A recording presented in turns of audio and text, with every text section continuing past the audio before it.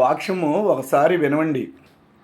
యోహాను సువార్త 16వ అధ్యాయము 20వ వచనములో, మీరు ఏడ్చి ప్రలాపించుదురు గాని లోకము సంతోషించును.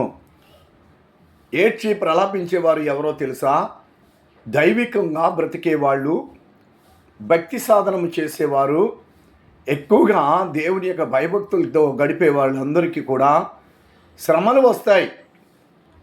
నిశ్చయంగా వారు తమ బిడ్డల కోసం ఏడుస్తారు, కుటుంబం కోసం ఏడుస్తారు, రక్త సంబంధుల కోసం కూడా ఏడుస్తారు. ఎక్కువగా ఇప్పుడు ఈ కాలంలో పిల్లల కోసమే తల్లిదండ్రులు ఏడుస్తున్నారు. మీరు ఏడ్చి ప్రలాపించుదురు కానీ లోకము సంతోషిస్తుందంట.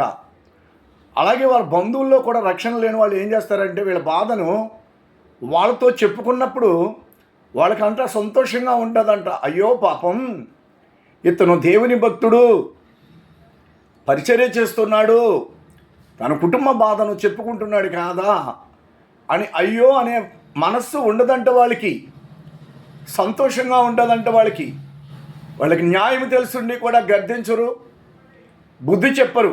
తప్పు, ఇది తప్పు అనే మాటే చెప్పరంట. కాబట్టి యోహాను సువార్త 16:20 చదవండి, ఎంత చిత్రంగా ఉందో చూడండి. అయితే గర్భిణీ స్త్రీ అంట వేదన కలిగినప్పుడు తన ప్రసవ వేదన కాలము సమీపించిందని తెలుసుకుంటుందంట. అయితే ఆ కాలము ఫలానా నా ప్రసవ వేదన కాలం ఇది అని తెలుసుకుని బిడ్డ పుట్టగానే ఆ శిశువును చూసి వేదనంతా మర్చిపోతుందంట. దాని భావం ఏంటంటే, ఎటువంటి శ్రమలు మనకు ఎదురైనా కానీ ప్రభు యొక్క రాకడ వచ్చినప్పుడు, ప్రభువు ప్రత్యక్షం కాగానే మన దుఃఖము, మన వేదన మొత్తం వెళ్ళిపోతుంది. ఆనందం, సంతోషంతో ఉంటాము. ప్రియమైన దేవుని జనాంగమా, భయపడకండి, నమ్మకం ఉంచండి.